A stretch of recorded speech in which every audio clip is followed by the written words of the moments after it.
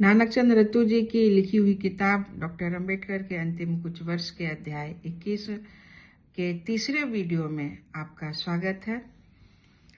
स्मृतियों को चिरस्थायी बनाना।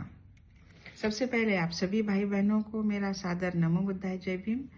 मैं संघमित्रा गौतम, लक्ष्य कमांडर, भारतीय समन्वय संगठन लखनऊ से। शताब्दी समारोह। सरकार ने वर्ष 1990-91 को स्वतंत्र भारत के संविधान निर्माता डॉक्टर बी.आर. अम्बेडकर को श्रद्धांजलि देने के लिए सामाजिक न्याय वर्ष घोषित किया। इससे पूरे वर्ष चलने वाले समारोह की शुरुआत हुई। केंद्रीय सरकार ने बाबा साहेब डॉक्टर अंबेडकर शताब्दी समारोह समिति का गठन किया, जिसने वर्ष 1991 में डॉक्टर अंबेडकर शताब्दी जोर शोर से मनाने का निर्णय लिया। समिति ने कई योजनाओं की रूपरेखा बनाई और गरीबों तथा दलितों के उत्थान के लिए किए गए असाधारण कार्यों के लिए एक अंतर्राष्ट्रीय और 3 राष्ट्रीय पुरस्कारों की घोषणा की। समिति ने डॉक्टर अंबेडकर के उद्देश्यों और संदेशों की संगोष्ठियों, सम्मेलनों तथा देश के विभिन्न भागों में अंबेडकर ज्योति यात्रा के माध्यम से लोकप्रिय बनाने की योजना तैयार की। यह ज्योति देश के विभिन्न भागों से चलकर वोट क्लब में एक विशाल जन समुदाय के रूप में एकत्रित हुई। समिति ने डॉक्टर अंबेडकर के नाम पर एक विधि एवं न्यायिक विश्वविद्यालय की स्थापना तथा उनकी रचनाओं का सभी प्रांतीय भाषाओं में अनुवाद कराने की भी घोषणा की। समारोह के अंतर्गत ही अनुसूचित जाति और अनुसूचित जनजाति के लोगों के कल्याण के लिए ही समयबद्ध योजनाओं के एक पैकेज की भी घोषणा की गई। राज्य सरकारों और केंद्र शासित प्रदेशों को भी शताब्दी समारोह बनाने के निर्देश जारी किए गए।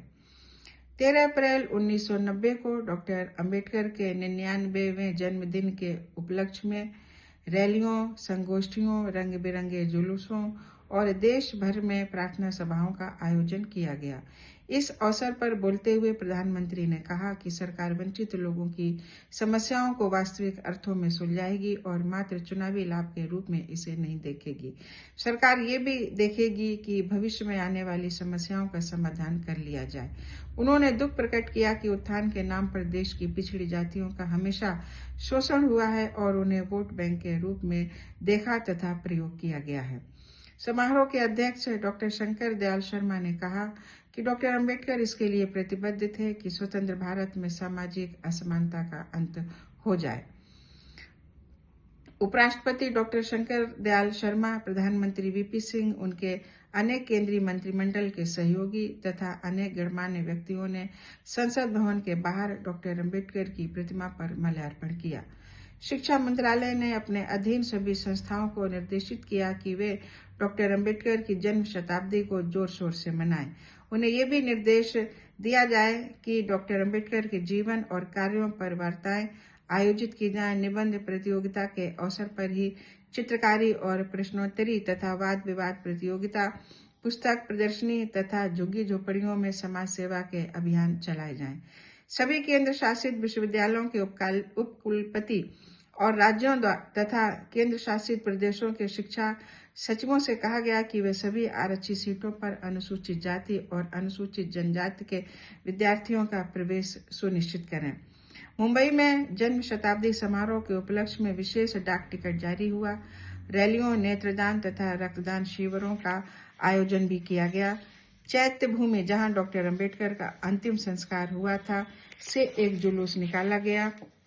हजारों लोग दादर चौपाटी पर एकत्र हुए, जहां अनेक समारोह का आयोजन हुआ। इस अवसर पर राजभवन में आयोजित समारोह में महाराष्ट्र के राज्यपाल सी सुब्रमण्यम ने कहा कि डॉक्टर अंबेडकर ने जात पात और छुआछूत के विरुद्ध संघर्ष में अनेक सामाजिक सुधारों का मार्ग प्रशस्त किया, जिसके फलस्वरूप पिछड़ी जातियों का उत्थान हो सका। उन्होंने कहा कि डॉक्टर अंबेडकर एक उदाहरण है कि मनुष्य अपनी अपराजेय इच्छा शक्ति से क्या नहीं प्राप्त कर सकता। मुख्यमंत्री शरद पवार के सरकारी आवास वर्षा से डॉक्टर अंबेडकर की जन्म शताब्दी के उपलक्ष्य में एक विशेष डाक टिकट जारी किया गया।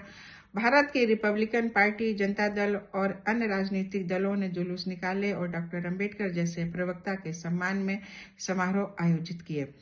महाराष्ट्र सरकार ने अपनी विभिन्न योजनाओं के अंतर्गत 1976 में एक सलाहकार समिति का गठन किया और बाबा साहब डॉक्टर अम्बेडकर के लेखन तथा संभाषणों को संग्रहित कर क्रमशः कई खंड प्रकाशित कराने का बृहद कार्य आरंभ किया। समिति ने उनके जीवन और कार्यों से संबंधित समस्त शोध सामग्री को भी संपादित किया। इसके फलस्वरूप बाबा साहब डॉक्टर अम्बेडकर लेख तथा संभाषण के नाम से 16 खंड 2005 तथा 18 खंड तथा बाबा साहेब डॉक्टर अम्बेडकर पर शोध सामग्री एवं अछूत आंदोलन के नाम से अन्य 3 खंड सामने आए। अभी और भी सामग्री प्रकाशित होने की आशा है। डॉक्टर अम्बेडकर वाणिज्य तथा अर्थशास्त्र विद्यालय मुंबई ने अप्रैल 1992 में जन्म शताब्दी अभिनंदन ग्रंथ प्रकाशित किया, जिसमें उनके विराट व्यक्तित्व का बहुआयामी स्वरूप प्रदर्शित किया। डॉक्टर अम्बेडकर भारत में जन्म लेने वाले महानतम पुरुषों में से थे। जन्म शताब्दी के अवसर पर प्रकाशित इस खंड में इस बात पर विशेष बल दिया गया।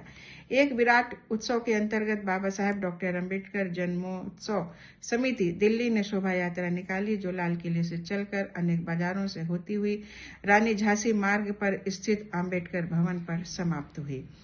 यात्रा में बैंड बाजों के अलावा सजे हुए हाथी और घोड़े भी थे। 200 से भी अधिक झांकियां शोभा यात्रा का हिस्सा थीं, जो गरीबों की समस्याओं और डॉक्टर अम्बेडकर के विभिन्न संदेशों को प्रदर्शित कर रही थीं। जन्मोत्सव समिति को संबोधित करने वाले नेताओं ने लोगों से अपील की कि वे डॉक्टर अम्बेडकर की शिक्षाओं और आदर्शों को हृदयंगम करें। राज्य सरकारों और केंद्र शासित प्रदेशों ने भी शताब्दी समारोह के उपलक्ष्य में अपने विचारों और तरीकों के हिसाब से अनुसूचित जाति और अनुसूचित जनजाति के हित के लिए अनेक समयबद्ध योजनाओं की घोषणा की।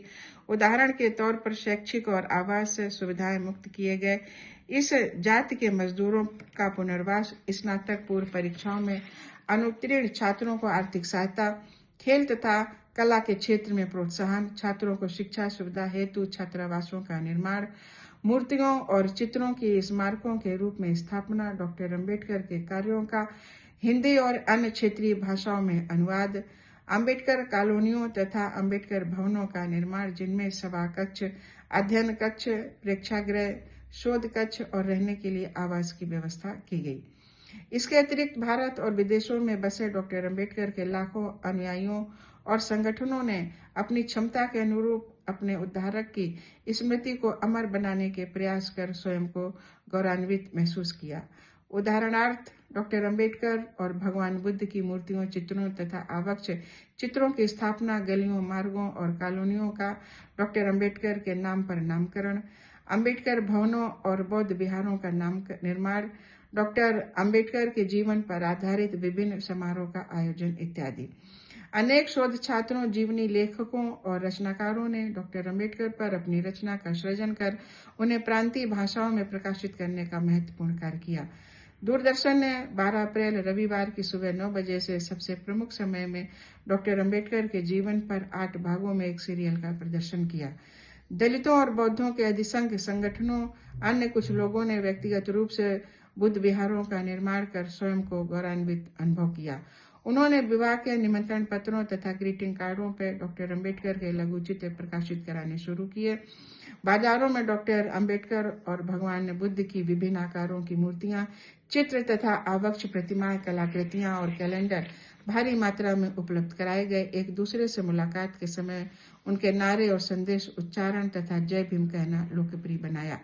केंद्र सरकार और महाराष्ट्र सरकार द्वारा संयुक्त रूप से वित्त पोषित NFCD को कार्यकारी निर्माता बनाकर मराठी के प्रतिष्ठित निर्देशक जब्बार पटेल के निर्देशन में डॉक्टर अम्बेडकर पर एक फिल्म बनाने का निर्णय लिया गया। 14 अप्रैल 1992 को डॉक्टर अम्बेडकर की जन्म शताब्दी समारोह को मनाने के लिए गठित की गई केंद्रीय समिति के तत्वाधान में भारत के राष्ट्रपति R. वेंकट रमन ने संसद भवन के प्रांगण में डॉक्टर अम्बेडकर की प्रतिमा पर फूल मालाएं अर्पित कर अपनी श्रद्धांजलि प्रकट की। प्रधानमंत्री PV नरसिम्हा राव और अनेक केंद्रीय मंत्रियों ने भी भारतीय संविधान के पिता के 100वें जन्मदिन पर उन्हें फूल मालाओं से अपनी श्रद्धांजलि अर्पित की। कमजोरों और दलितों के मसीहा के जन्मदिन के अवसर पर राजधानी के अनेक भागों में रैलियां निकाली गईं और सभाएं आयोजित हुई। जय भीम साथियों, अगले वीडियो के लिए आप इंतजार कीजिए।